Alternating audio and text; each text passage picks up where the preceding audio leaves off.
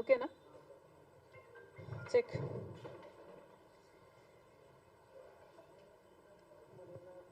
తూర్పుగోదావరి జిల్లాలో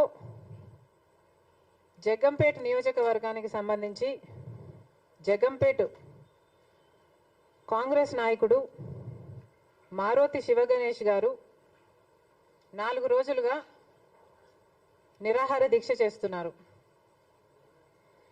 గోకవరం మండలం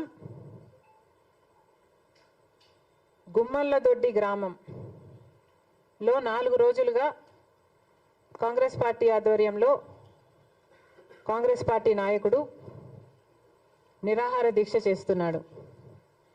కారణం అసాగో ఇథనాల్ పరిశ్రమ వల్ల ఎంతోమంది అక్కడ గర్భిణీలైతేనేమి, చిన్నపిల్లలైతేనేమి, వృద్ధులైతేనేమి రెస్పిరేటరీ ప్రాబ్లమ్స్కు గురయ్యి హాస్పిటలైజ్ అవుతున్నారు. ఇప్పటికే దాదాపు 10 మంది అనుకుంటా చనిపోవడం జరిగింది. మరి ప్రభుత్వం ఏమీ చేయటం లేదు.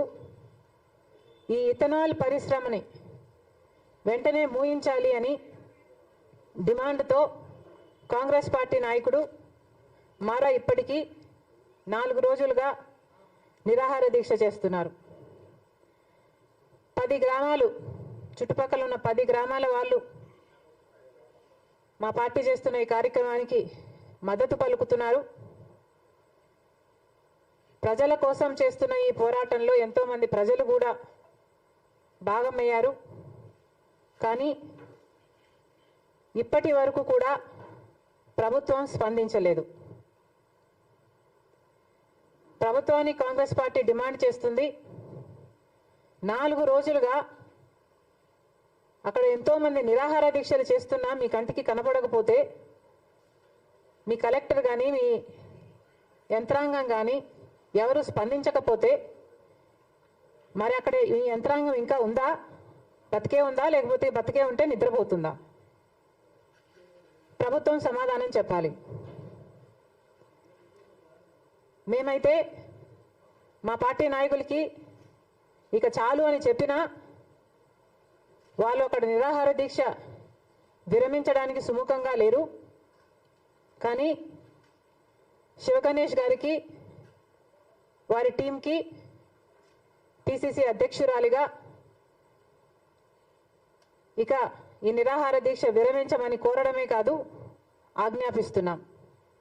దయచేసి ఈ నిరాహార దీక్షను ఆపండి, మీ ప్రాణాల మీదకి తెచ్చుకోవద్దు అని మేము కోరుతున్నాం. కలెక్టర్ స్పందించకపోయినా, ప్రభుత్వం స్పందించకపోయినా నేనే వచ్చి మీ బదులు నేను నిరాహార దీక్ష చేస్తాను. కానీ మీ ప్రాణాల మీదకి వచ్చింది ఇప్పటికే. ఇక ఈ పోరాటానికి ఒక బ్రేక్ ఇవ్వాలని, మళ్ళీ టేకప్ చేసే అవసరం ఉంటే చేద్దామని మీకు హామీ ఇస్తున్నా మీ పార్టీ అధ్యక్షురాలుగా. ఇక ఈరోజు చంద్రబాబు గారి ప్రభుత్వం 6,000 కోట్ల రూపాయలు విద్యుత్ భారాన్ని ప్రజల మీద మోపడానికి సిద్ధంగా ఉన్నారు అని ఈరోజు వార్త వచ్చింది. 6,000 కోట్ల రూపాయలు చిన్న అమౌంట్ కాదు. అంటే ఏకంగా 40% హైకుకు మీరు అప్రూవల్ ఇచ్చినట్టుగా తెలుస్తుంది. ఏకంగా ఒకేసారి 40%.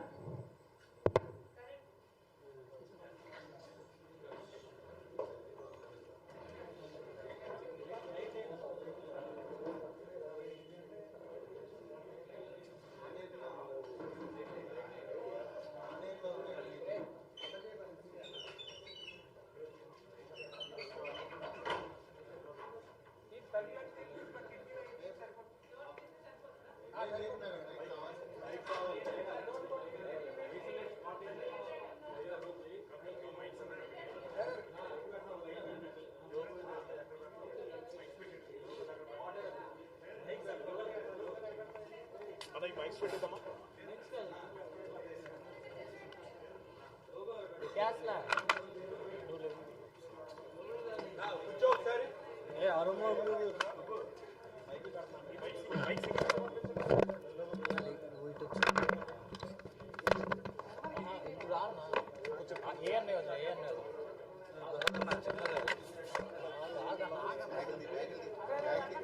కరెంట్ పోయింది.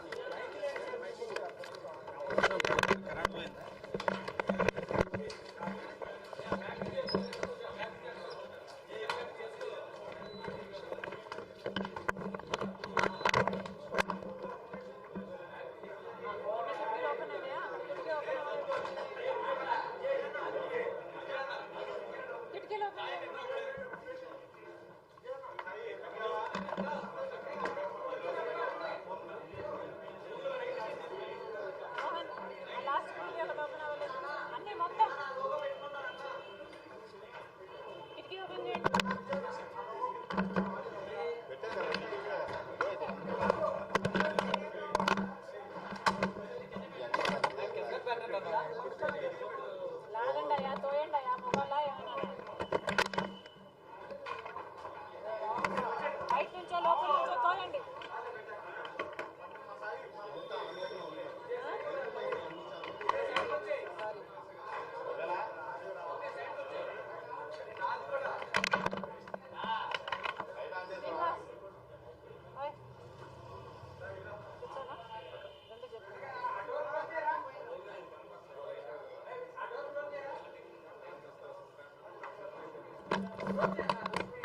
చూడు వచ్చిందా?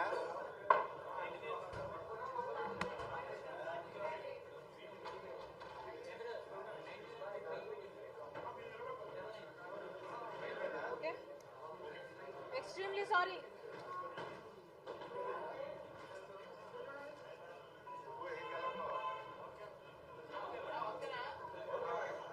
తలుపు తీయండి అమ్మా, తలుపు వద్దా?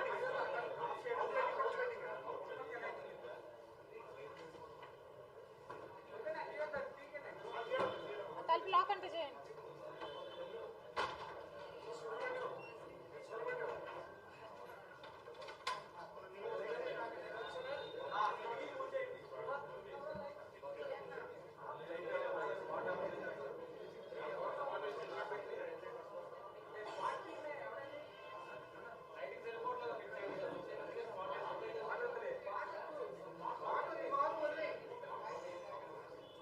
అన్నా మాట్లాడారా? ఏమన్నారు? 2 నిమిషాలు ఇచ్చేస్తాను. కరెంటు 2 నిమిషాలు అన్నారా? అన్నారా? అన్నా 2 నిమిషాలు అంటే వెయిట్ చేద్దామా?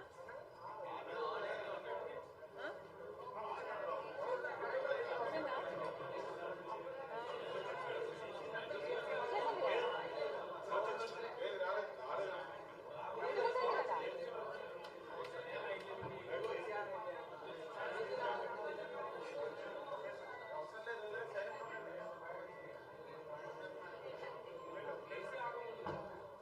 ఏం జరుగుతుందయ్యా?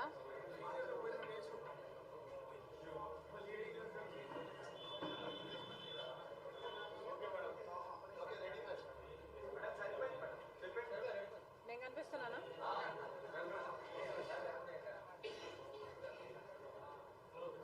వెయిట్ చేద్దామా వద్దా?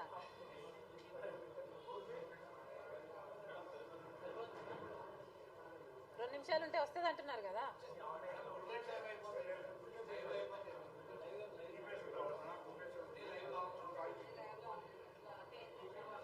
Sorry sorry sorry sorry.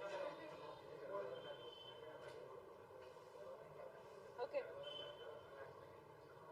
So Chandrababu గారి ప్రభుత్వం ఇప్పుడు 6,000 కోట్ల రూపాయలు ప్రజల మీద విద్యుత్ భారం మోపడానికి తయారైనట్టు తెలుస్తుంది. దీనివల్ల ఏకంగా 40% పవర్ హైక్ ప్రజల నెత్తిన పడబోతుందని వింటున్నాం. చంద్రబాబు గారు దీనికి సమాధానం చెప్పాలి. చంద్రబాబు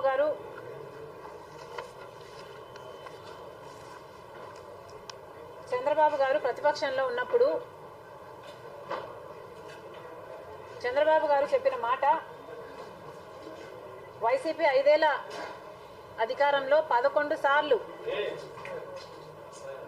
విద్యుత్ ఛార్జీలు పెంచారు అని, 35,000 కోట్ల రూపాయల భారం ప్రజల మీద వైసీపీ ప్రభుత్వం మోపింది అని, 1,50,000 కోట్ల రూపాయలు డిస్కాంల పేర్లు చెప్పి అప్పులు తెచ్చారని చంద్రబాబు గారు వైసీపీని, అప్పుడు అధికారంలో ఉన్న వైసీపీని తప్పుపడుతూ చంద్రబాబు గారు ప్రతిపక్షంలో ఉండగా చెప్పిన మాట, మేము అధికారంలో ఉండుంటే అసలు ఈ ఛార్జీలే పెంచుండే వాళ్ళం కాదు. విజన్ 2047 ప్రకారం విద్యుత్ ఛార్జీలను మేము పెంచాం. వీలైతే 30% విద్యుత్ ఛార్జీలను కూడా తగ్గిస్తాం. ఇవన్నీ చంద్రబాబు గారు చెప్పిన మాటలు. 100 రూపాయలున్న బిల్లు ఇప్పుడు 1000 రూపాయలు అయింది. మరి ప్రజలు ఎలా కడతారు అని ఆ రోజు ప్రతిపక్ష నాయకుడిగా చంద్రబాబు గారు వాపోయారు. మరి ఇప్పుడు ఏమైంది చంద్రబాబు గారు అని అడుగుతున్నాం. చంద్రబాబు గారు ఇప్పుడు అధికారంలో ఉన్నారు. మరి చంద్రబాబు గారు ప్రజల కోసం అంతగా తప్పించారు. ఆ రోజు అంతగా పెద్ద పెద్ద మాటలన్నీ చెప్పారు. విద్యుత్ ఛార్జీలు మేమైతే పెంచబోమన్నారు. మేము ఉంటే పెరుగుండేవి కావు అన్నారు. పెరుగుండేవి కాకపోగా 30% తగ్గిస్తామన్నారు. మరి ఇప్పుడు అదే చంద్రబాబు గారు 6,000 కోట్ల రూపాయలు డిస్కామ్ల మీద పోయిన ప్రభుత్వం భారం పడితే దానికి ప్రజల మీద మోపుతున్నారు. డిస్కామ్ మీద భారం పడితే చంద్రబాబు గారి ప్రభుత్వమే ఎందుకు భరించకూడదు? ప్రజల మీద మోపడం అన్యాయము అని ప్రతిపక్షంలో చెప్పిన చంద్రబాబు గారు మరి ఇప్పుడు అదే విద్యుత్ ఛార్జీలను చంద్రబాబు గారు ఎందుకు పెంచుతున్నారు? కాంగ్రెస్ పార్టీ డిమాండ్ చేస్తుంది, ఈ 6,000 కోట్ల రూపాయల భారం ప్రజల మీద మోపడం భావ్యం కాదు. వైసీపీ వల్ల ఈ భారం డిస్కామ్ల మీద పడింది అని మీరు అంటున్నారు. కానీ ఆ భారం భరించాల్సింది ప్రభుత్వమే, ప్రజలు కాదు.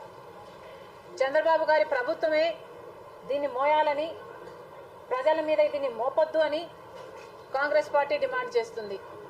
అన్నిట్లో కూడా చంద్రబాబు గారిది ఇదే వైఖరి, ఇదే ప్యాటర్న్ చూస్తున్నాం.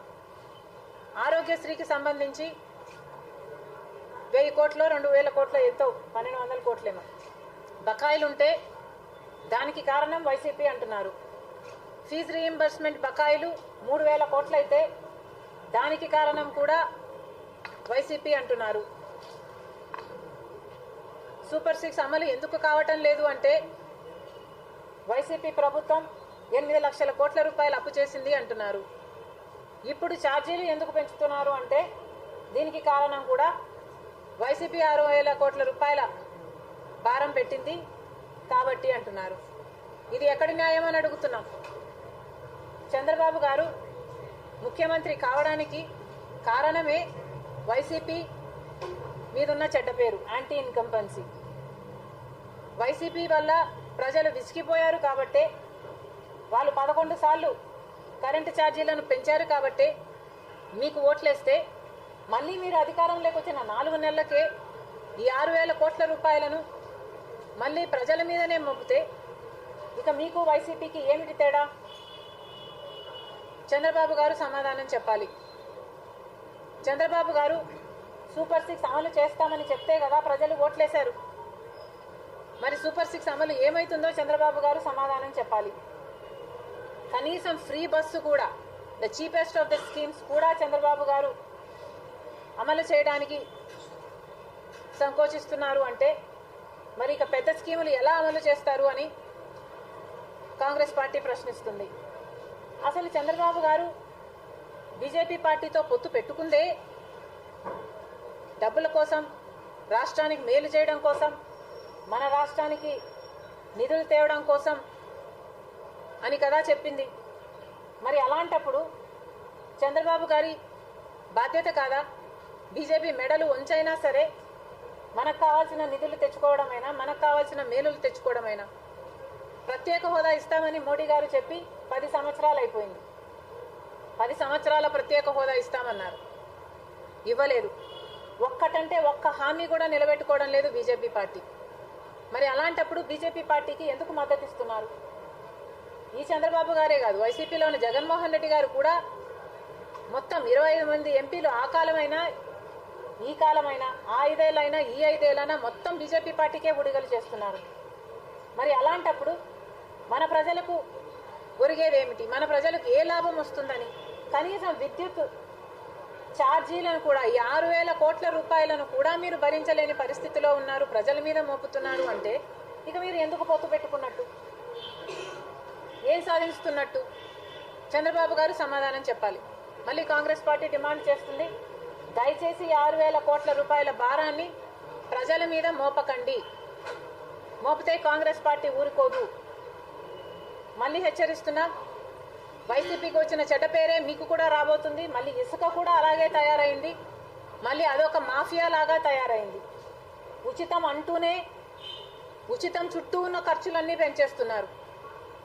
లోడింగ్ అని, ట్రాన్స్పోర్ట్ అని, ఇలా ఉచితం చుట్టూ ఉన్న ఖర్చులన్నీ పెంచేస్తే ఇక ఉచితంలో ఉచితం ఎక్కడుంది? చంద్రబాబు గారు ఇవన్నీ ఆలోచించుకోవాల్సిన అవసరం ఉంది. కాంగ్రెస్ పార్టీ డిమాండ్ చేస్తుంది, ఇసుకను కూడా రెగ్యులేట్ చేయండి, ఆ ప్రైసింగ్ను కూడా రెగ్యులేట్ చేయండి. ఉచితం, ఇసుక ఉచితం అన్నది మీ మేనిఫెస్టోలో మీరు పెట్టారు. అలాగే ప్రతిపక్షంలో ఉన్నప్పుడు ఛార్జీలు పెంచబోము అని చంద్రబాబు గారు చెప్పారు. కాబట్టి ఛార్జీలు పెంచొద్దని కాంగ్రెస్ పార్టీ డిమాండ్ చేస్తుంది.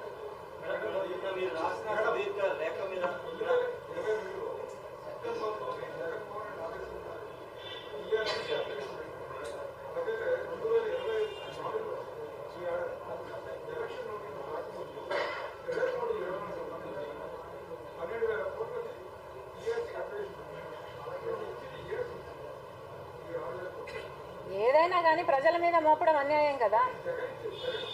నేను కాదనటం లేదన్నా.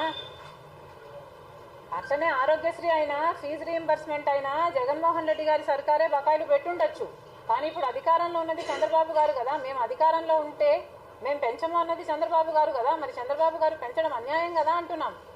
6,000 కోట్ల రూపాయలు ఈ భారం అంతా ప్రజల మీద ఎందుకు మోపాలి? ప్రభుత్వమే ఎందుకు భరించకూడదు?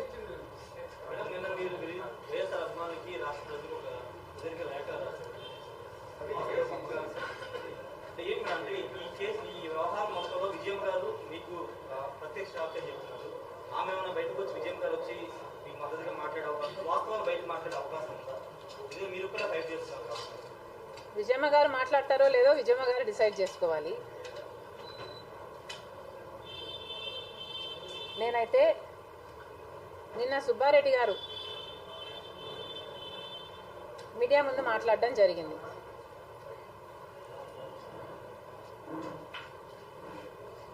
ఇప్పుడిప్పుడే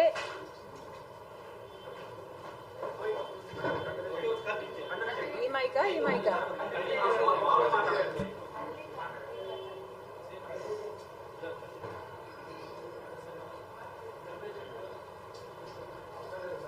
ఓకేయా? ఇప్పుడిప్పుడే ప్రజలు కల్తీ లడ్డు గురించి మర్చిపోతున్నారు. మరి ఇప్పుడు సుబ్బారెడ్డి గారు నా గురించి ఎందుకు మాట్లాడుతున్నారా అనుకున్నా.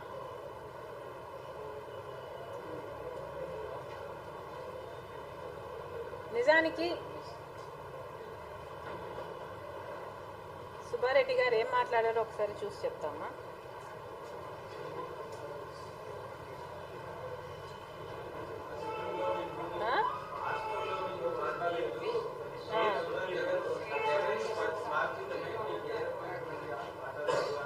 కరెక్ట్. Yeah right. సుబ్బారెడ్డి గారు ఎవరు? సుబ్బారెడ్డి గారు జగన్మోహన్ రెడ్డి గారి మోచేతి నీళ్లు తాగేవాళ్ళు. సుబ్బారెడ్డి గారు జగన్మోహన్ రెడ్డి గారి పక్కన ఉన్నారు. జగన్మోహన్ రెడ్డి గారు పదవులు ఇస్తే ఆ పదవులు అనుభవిస్తున్నారు. మరి సుబ్బారెడ్డి గారు ఇలా కాక ఎలా మాట్లాడతారు? సుబ్బారెడ్డి గారు రాజకీయంగానే లబ్ధి పొందలేదు. సుబ్బారెడ్డి గారు ఆయన కొడుకు ఆర్థికంగా కూడా జగన్మోహన్ రెడ్డి గారు ముఖ్యమంత్రిగా ఉన్న రోజుల్లో ఆర్థికంగా కూడా గట్టిగా గొప్పగా లాభపడ్డారు. మరి సుబ్బారెడ్డి గారు ఇలా కాకుండా ఇంకెలా మాట్లాడతారు?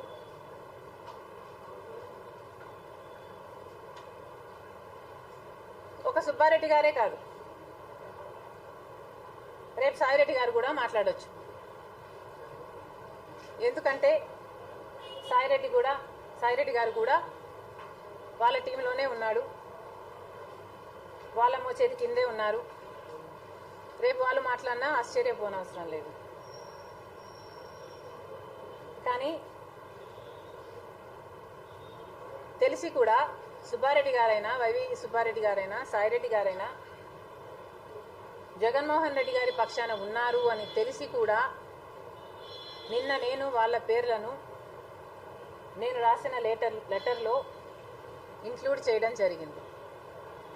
ఎందుకంటారు? ఎందుకంటే వాళ్ళలో ఏమైనా నిజాయితీ ఇంకా మిగిలిందా అని చూద్దామని, ప్రజలకు కూడా అర్థమయ్యేటట్టు చెప్తామని, అమ్మ కూడా చూడాలని. వీళ్లకు మొత్తం నిజము తెలుసు. రాజశేఖర రెడ్డి గారు తెలుసు, రాజశేఖర రెడ్డి గారి మనోభావాలు తెలుసు, రాజశేఖర రెడ్డి గారి ఆశయాలు తెలుసు. అయినా కూడా ఈరోజు ఇంత దిగజారిపోయి మాట్లాడుతున్నారు అంటే వాళ్ళ నిజస్వరూపం బయటపడాలని నేను వాళ్ళని ఇంక్లూడ్ చేశాను. ముఖ్యంగా అమ్మకు అర్థం కావాలని. Let me complete please. నా మటుకు నేనైతే నేను చెప్తున్నది నిజము అని నేను ప్రమాణం చేయగలను. సుబ్బారెడ్డి గారు కూడా ఆయన చెప్తున్నది నిజము అని ఆయన ప్రమాణం చేయగలరా? ఈరోజు మీరందరూ ఉన్నారు, మీడియా ద్వారా ఎంతోమంది కోట్ల మంది ప్రజలు చూస్తున్నారు. వీళ్ళందరికీ కూడా రాజశేఖర రెడ్డి బిడ్డ తన బిడ్డల మీద ప్రమాణం చేసి చెప్తుంది. ఈరోజు రాజశేఖర రెడ్డి గారు ఉన్నప్పుడు భారతీయ సిమెంట్స్ అయితేనేమి, సాక్షి అయితేనేమి, ఇలాంటి వాటిలన్నిట్లో కూడా నలుగురి బిడ్డలకు సమాన వాటా ఉండాలి అన్నది రాజశేఖర రెడ్డి గారి మ్యాండేట్. ఇది నిజమని నా బిడ్డల మీద ఈరోజు నేను ప్రమాణం చేసి చెప్తున్నాను. ఇదే కాదు, రాజశేఖర రెడ్డి గారు బ్రతికుండంగా ఆ ఆఖరి రోజుల్లో నాన్న ఒకరోజు పాపకి ఇంకా తన ఆస్తులు, తన షేర్సు పాపం పేరు మీదకి ఇంకా ట్రాన్స్ఫర్ అవ్వలేదే అని బాధపడి అడిగితే ఆ రోజు జగనన్న గారు 3 అడుగుల దూరంలో, 3 అడుగుల కంటే తక్కువ దూరంలో కూర్చున్న జగనన్న గారు నాన్నకిచ్చిన మాట, నాన్న ఈ లోకంలో నీ తర్వాత పాప మేలు కోరే వాళ్ళల్లో నేను మొదటివాడిని అన్నాడు. డోంట్ వరీ డాడ్ అన్నాడు. ఇది నిజమని నా బిడ్డల మీద నేను ప్రమాణం చేసి ఈరోజు చెప్తున్నా. మరి సుబ్బారెడ్డి గారు కూడా తన బిడ్డల మీద, తన మనవళ్ళ మీద ప్రమాణం చేసి నిన్న తాను చెప్పిన విషయాలన్నీ నిజమని చెప్పగలరా? లేదా జగన్మోహన్ రెడ్డి గారు తన బిడ్డల మీద ప్రమాణం చేసి చెప్పగలరా? సుబ్బారెడ్డి గారు అన్న మాట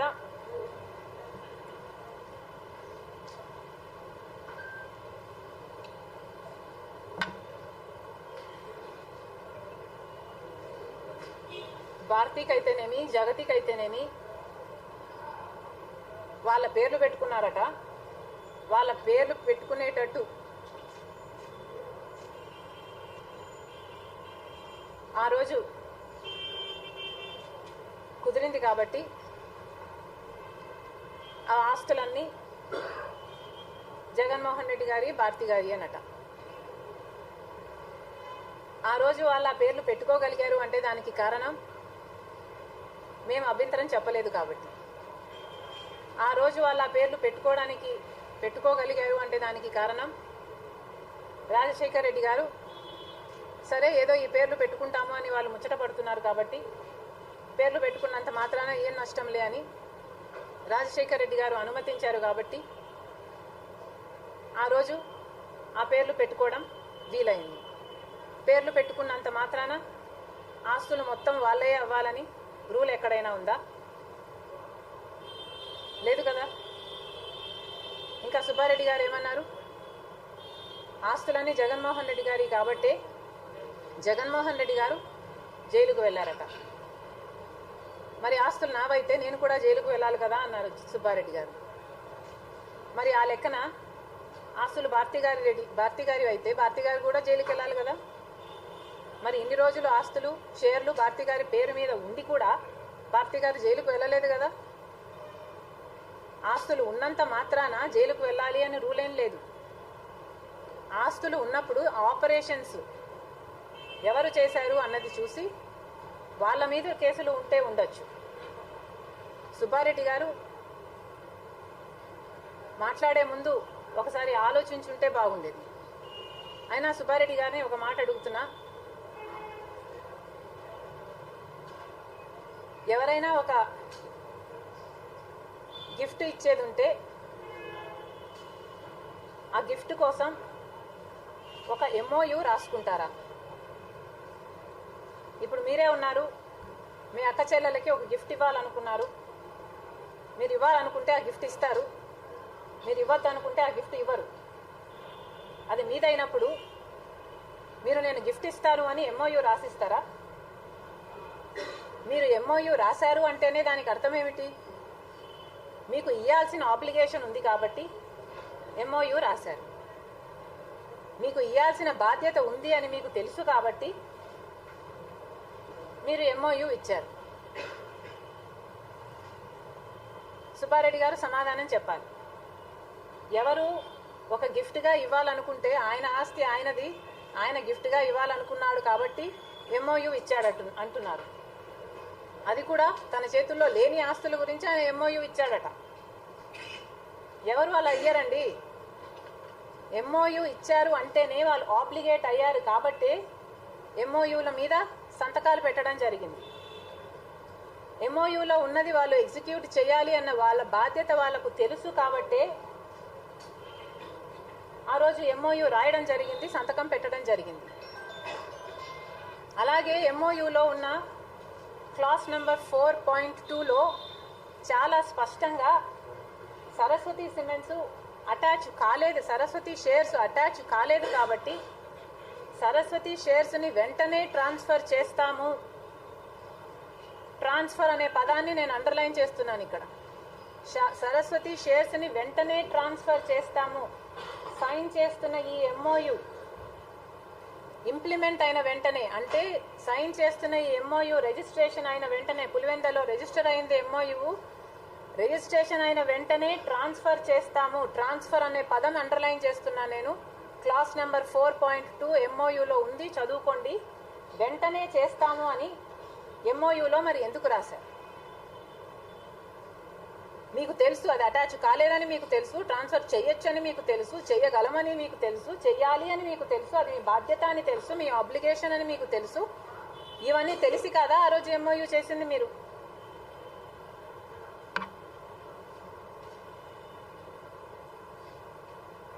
ఇంకేమన్నారు? చాలా చాలా బాధేసింది.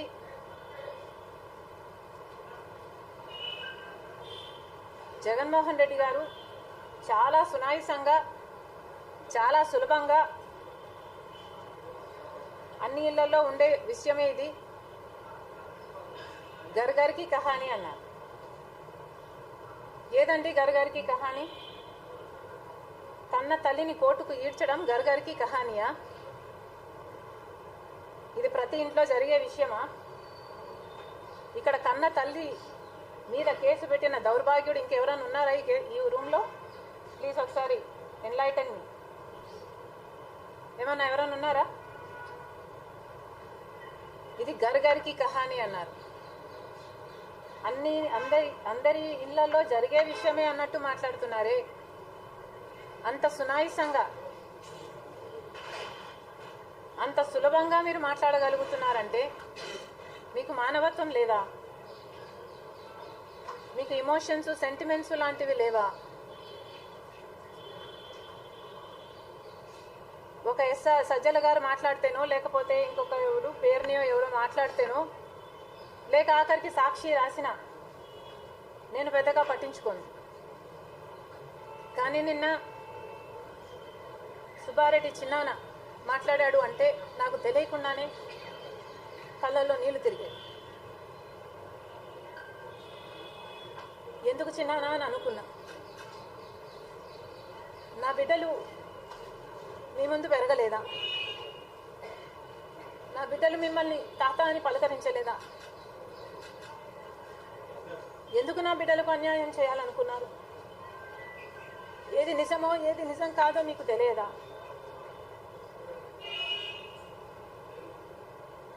ఆత్మ పరిశీలన చేసుకోవాలి.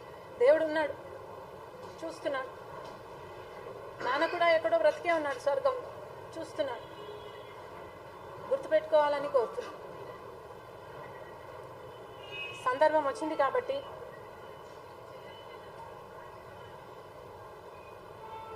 మళ్ళీ ఈ అంశం మాట్లాడటం నాకు ఇష్టం లేదు కాబట్టి వైసీపీ కాడర్ కూడా నేను మాట చెప్పాలనుకుంటున్నాను. వైసీపీ నాయకులు, వైసీపీ కార్యకర్తలు సమాధానం చెప్పాలి. 2019లో వైసీపీ ప్రభుత్వం 175 స్థానాలకు గాను 151 స్థానాలలో విజయం సాధించింది. ఇది అఖండ విజయం. ఇది ఎలా సాధ్యమైంది?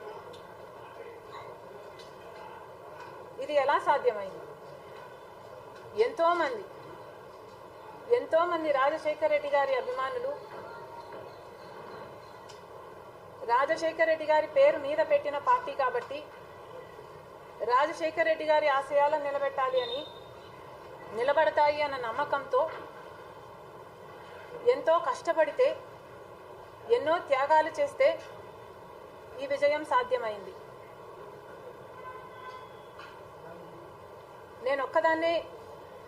నేను అమ్మ మాత్రమే త్యాగం చేశామని నేను చెప్పటం లేదు. ఎంతోమంది త్యాగాలు చేశారు.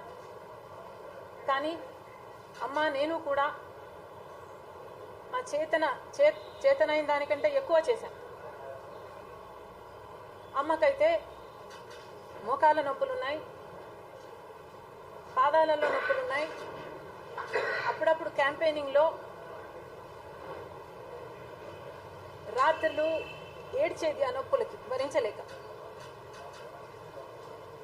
లేజరో లేకపోతే ఐసో లేకపోతే మందులో ఏదో ఒక రీతిగా మేనేజ్ చేసుకుంటూ వచ్చింది. అంత కష్టపడింది అమ్మ. నేను కూడా 3200 కిలోమీటర్లు పాదయాత్ర చేశాను. పాదయాత్రకు వెళ్ళు అంటేనే వెళ్ళిపోయా. పాదయాత్రకే కాదు, సూర్యుని వరకు వెళ్ళు అని అన్నా నా ప్రాణాలు పోతాయని తెలుసున్నా మీరు వెళ్ళు అన్నారు కాబట్టి నేను వెళ్ళిపోయేదాన్ని. జగనన్న అంటే నాకు అంత ప్రాణం.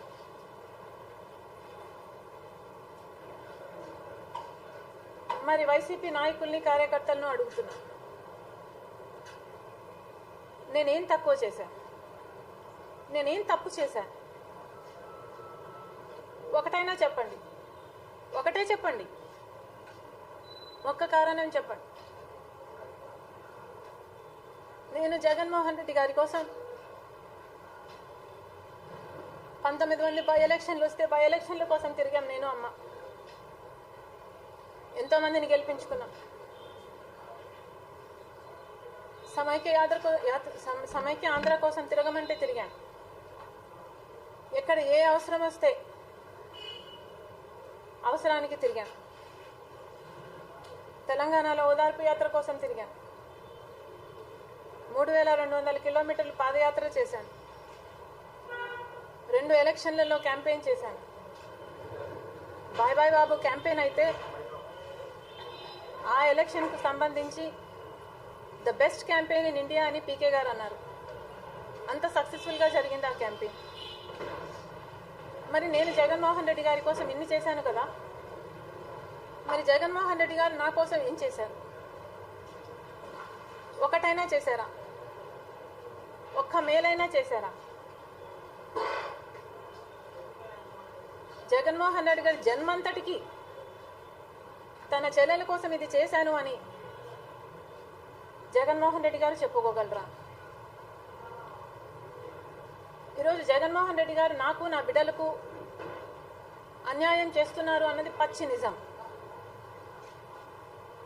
ఇది దేవునికి తెలుసు, ఇది అమ్మకు తెలుసు, నాన్నకు తెలుసు, చాలా మందికి తెలుసు. అయినా అలాంటి నాయకుడిని మీరు మోస్తున్నారు. అలాంటి జగన్మోహన్ రెడ్డి గారిని వైసీపీ కాడర్ ఎత్తి పట్టుకుంది. ఒక ప్రశ్నకు సమాధానం చెప్పండి. 5 సంవత్సరాలు ఎంఓయు నా చేతిలో ఉంది. ఎంఓయులో ఈ ఆస్తులు నాయి అని వాళ్ళు సంతకాలు పెట్టారు. ఆ హక్కు పత్రాలు 5 సంవత్సరాలు నా చేతుల్లో ఉన్నాయి. 5 సంవత్సరాలు నాకు ఎన్ని అవసరాలున్నా, ఎన్ని ఇబ్బందులున్నా, ఎంత కష్టం వచ్చినా ఆ ఎంఓయూలు నేను బయట పెట్టలేదు, వాడుకోలేదు. ఎందుకంటే ఎంఓయూ బయటికి పోతే రాజశేఖర రెడ్డి గారి కుటుంబం గురించి నలుగురు 4 రకాలుగా మాట్లాడతారు. కాబట్టి ఎంఓయూ నా చేతిలో ఉన్నా ఒక్క మీడియా హౌస్కు పోలేదు, కోర్టు మెట్లు ఎక్కలేదు ఎంఓయూ. అలాంటి ఎంఓయూ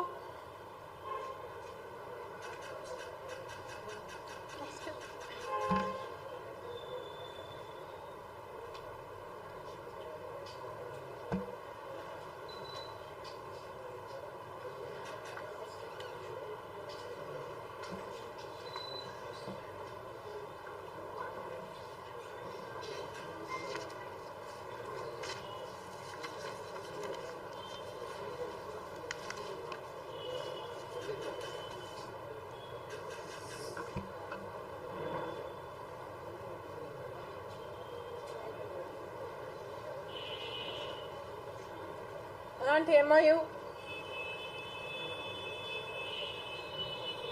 ఈరోజు ఇంతమంది చేతుల్లో ఉంది అంటే దానికి కారణం ఎవరు?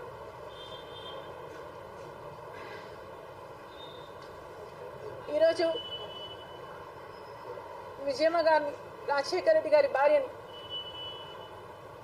కోర్టుకు ఇడ్చారు అంటే దానికి కారణం ఎవరు?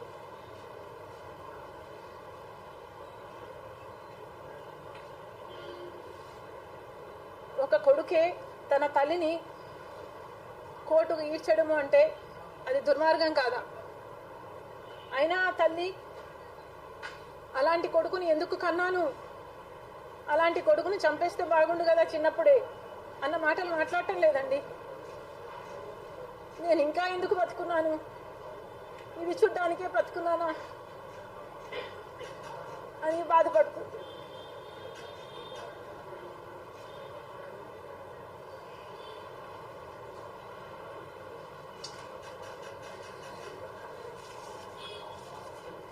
వదిలేమ్మా.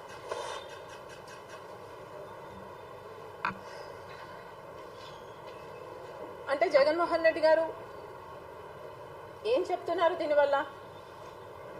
జగన్మోహన్ రెడ్డి గారి బెయిలు రద్దవుతుంది కాబట్టి ఈరోజు అమ్మను కోర్టుకు ఈడ్చాను అంటున్నారు. అంటే జగన్మోహన్ రెడ్డి గారికి లబ్ధి చేకూరుతుంది అంటే తల్లిని కోర్టుకు ఈడ్చొచ్చా? అదే కదా జగన్మోహన్ రెడ్డి గారు చేసింది. తనకి లాభం జరుగుతుంది అంటే తల్లిని కోర్టుకు ఈడ్చారు. అప్పుడు రాజశేఖర రెడ్డి గారి పేరు కూడా ఎఫ్ఐఆర్లో చేర్చకపోతే, రాజశేఖర రెడ్డి గారి పేరు ఛార్జ్ షీట్లో లేకపోతే జగన్మోహన్ రెడ్డి గారు బయటపడటం అసాధ్యము అని పొనుగోలు సుధాకర్ గారు 3 కోట్ల చుట్టూ తిరిగి రాజశేఖర రెడ్డి గారి పేరును సిబిఐ ఛార్జ్ షీట్లో చేర్పించారు. అలాంటి మనిషికి జగన్మోహన్ రెడ్డి గారు ముఖ్యమంత్రి అయిన వెంటనే ఏఏజీ పదవిని ఇచ్చారు. ఎందుకంటే జగన్మోహన్ రెడ్డి గారి సూచన మేరకే ఇది జరిగింది కాబట్టి. అంటే తనకు లాభం జరుగుతుంది అంటే అమ్మను కోర్టుకైనా ఈడుస్తారు. తనకు లాభం జరుగుతుంది అనుకుంటే నాన్న పేరును ఎఫ్ఐఆర్లో ఛార్జ్ షీట్లో కూడా చేర్పిస్తారు. ఇది కాదా జగన్మోహన్ రెడ్డి గారు చేసింది? తనకు మేలు జరుగుతుంది అనుకుంటే చెల్లెల్ని వాడుకుంటారు, తనకు అవసరం లేదు అనుకుంటే తొక్కేస్తారు.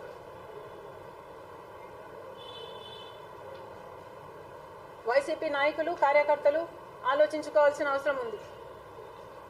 ఈరోజు ఇంతమంది ముందు నిలబడి నేను ఇంత ధైర్యంగా మాట్లాడుతున్నాను అంటే దానికి కారణం తప్పు చేసింది నేను కాదు అని నాకు తెలుసు కాబట్టి. మరి మీరు వెంబడిస్తున్న వాళ్ళు జగన్మోహన్ రెడ్డి గారు మీ నాయకుడో లేక సేడిస్టో మీరు ఆలోచించుకోవాలి. Thank you.